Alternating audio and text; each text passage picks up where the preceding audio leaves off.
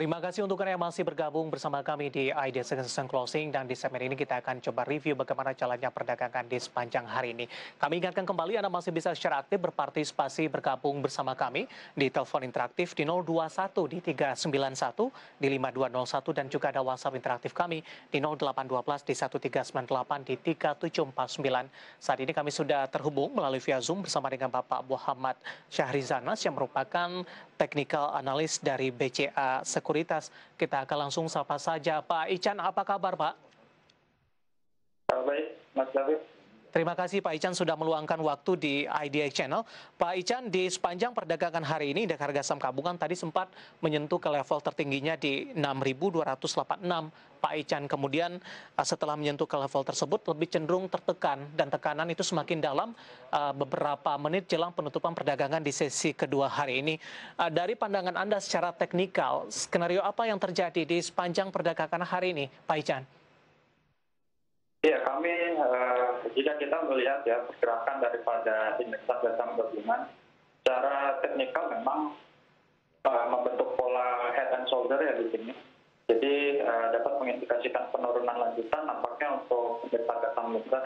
Namun dari sisi tren dia masih menguji tren minornya ya, tren minor di antara rentang 6.120-an sampai dengan level 6.236. Karena memang pada saat opening hari ini juga mengalami gap up, kemudian di tanggal 8 kemarin juga gap up yang cukup lebar, jadi terbuka ruang untuk menutup kembali gap yang terbentuk di tanggal 8 dan tanggal 5 tersebut kurang lebih untuk IHSG-nya. Baik, jangka pendek esok hari arahnya kemana Pak?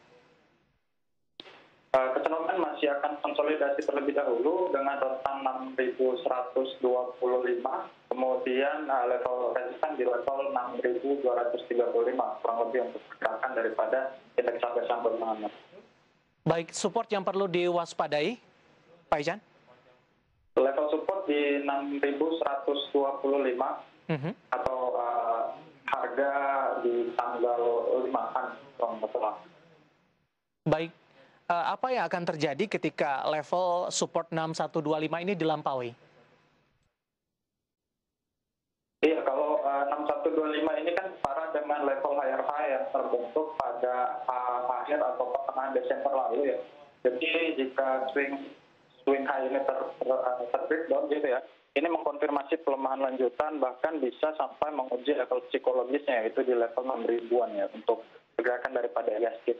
Nah, kalau kita gunakan Fibonacci gitu ya, ini cenderung menguji rasio golden rasionya di 0,75 bahkan 0,61 rasio Fibo, bahkan pergerakan dari IHSG sudah cukup overbought juga jika dibandingkan dengan rasio-rasio osilatornya, kurang lebih seperti itu, Pak.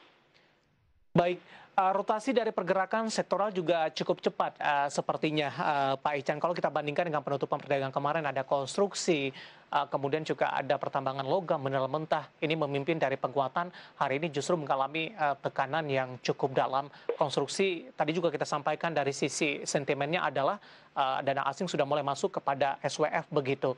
Dengan rotasi yang cukup cepat, dengan memanfaatkan momentum satu hari saja, bagaimana Anda melihat sikap dari para investor ini, Pak? Apakah memang pola trading lebih banyak dilakukan sampai sejauh ini? Iya, kalau kita lihat BUMN konstruksi gitu ya, seperti PT PP, Adikarya, Wika, bahkan WSKT memang pada hari ini cenderung mengalami pelemahan ya, bahkan kalau kita lihat Wika sendiri sudah melemah 3%-an. Ini cukup belum mematahkan tren minornya ya, karena memang sudah pullback sejak tanggal 27 Januari lalu. Kalau kita berkaca ke pergerakan Desember yang pada saat undang-undang bahkan peraturan pemerintah itu sudah terbit tentang SWF ini, justru menjadi momentum positif ya dari saham-saham konstruksi ini. Kalau kita lihat pergerakan dari 4 BUMN konstruksi ini, PT PP, Wika, Adi, dan WSKT itu kompak bergerak positif, bahkan lebih dari 20%-an ya untuk pergerakannya untuk di Desember saja, kurang lebih seperti itu, Mas. Bahkan lebih.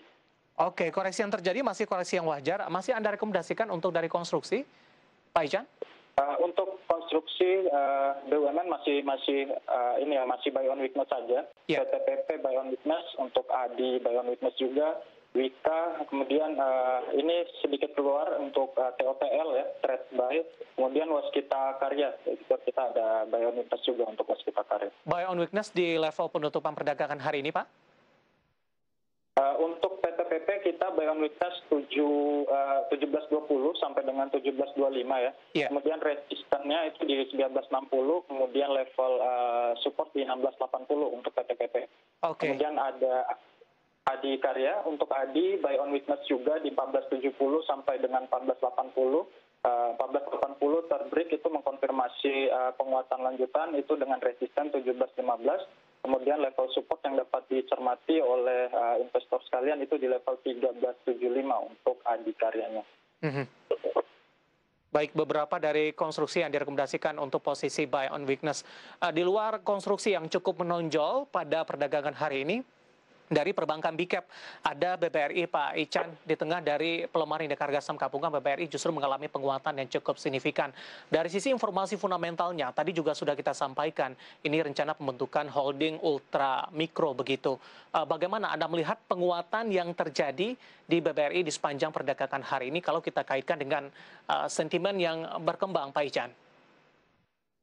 Ya, jika kita lihat by teknikalnya ya, by pullback yang pada saat 18 Mei lalu, yaitu 18 Mei di 2020, itu sebenarnya pergerakan dari BBRI ini cukup solid ya. Kita tarik trendline pun masih cukup solid, bahkan untuk koreksi yang terjadi di rentan tanggal 20 Januari sampai dengan 1 Februari kemarin, itu nampaknya masih koreksi wajar, dan di tanggal 1 bahkan sampai dengan pekan ini, bahkan hari ini masih akan ada pullback lanjutan ya untuk pergerakan dari BBRI. Justru tadi sempat retest pergerakan dari level resistennya yaitu di 4700 bahkan 4750 kesentuh untuk hari ini.